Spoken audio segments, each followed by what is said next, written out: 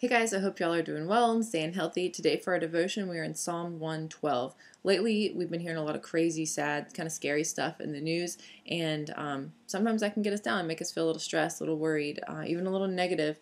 But we know that we serve a really good God and that He cares about us, He loves us, He knows the beginning and the end and everything in between, and He cares about what's going on in the world right now. And because of that, we can find peace in Him and not let fear overwhelm us and kind of take over, because God's there to take care of that fear for us. So let's go ahead and read Psalm 112, verse 1. Praise the Lord. Blessed are those who fear the Lord, who find great delight in His commands. So this isn't saying that we need to be afraid of God. It's saying that fear is to respect and honor the Lord and to show Him that. And so if we hop back into Psalms 111, verse 10, it says, the fear of the Lord is the beginning of wisdom. So when we're fearing God, we're showing Him respect and honor. Then we're jumping into wisdom.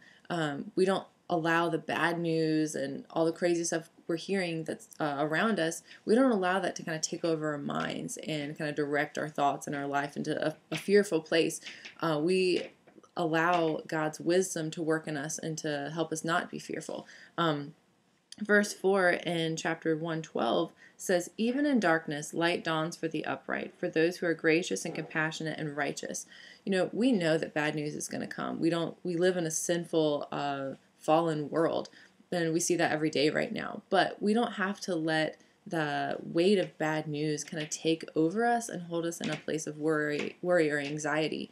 No matter how righteous a Christian is, bad stuff's going to happen, and that can burden us down a little bit. But, you know, in the Bible, Joseph, his brothers sold him into slavery.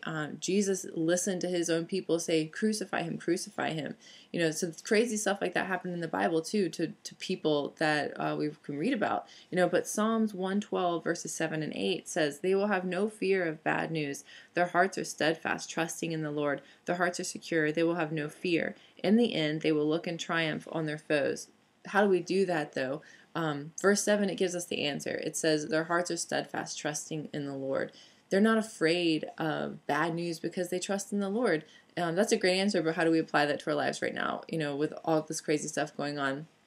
You know, but the author of these verses, like, what was it he saw in God that made him not afraid? You know, he knew that God would not let bad news have the final say. You know, bad news might have been coming towards him, and he knew something bad was about to happen, but he knew that God was right behind it, that God was going to take care of it.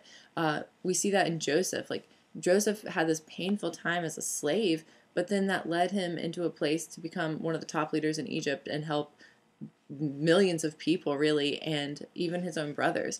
The bad news of Jesus dying on the cross and being put into this burial tomb becomes a time of praise 3 days later when he comes back to life. He conquers death.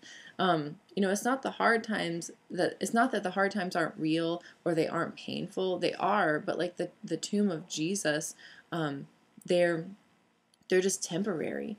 You might feel beat up by all the bad news and the crazy stuff going on around us right now, but Jesus will bring you out of these scary times. He's going to bring us out of these hard times. You know, our natural response to bad news might to become negative, might to become fearful, or even to buy way too much toilet paper. But when we try and live like that, we quickly see that it doesn't lead to anything positive or anything good or helpful. When we read through these verses and these stories of regular people in the Bible just living life, we can see that God is faithful. We can see that He was faithful then, and He's going to be faithful now. You know, He'll care for us, and He'll walk through the good times and the bad times with us.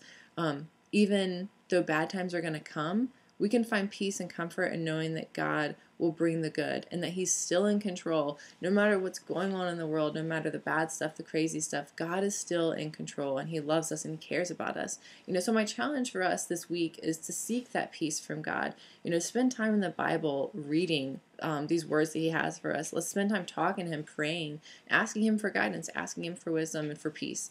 So I'm praying for you guys today. I hope everyone stays healthy, stays well, and we'll see you guys later.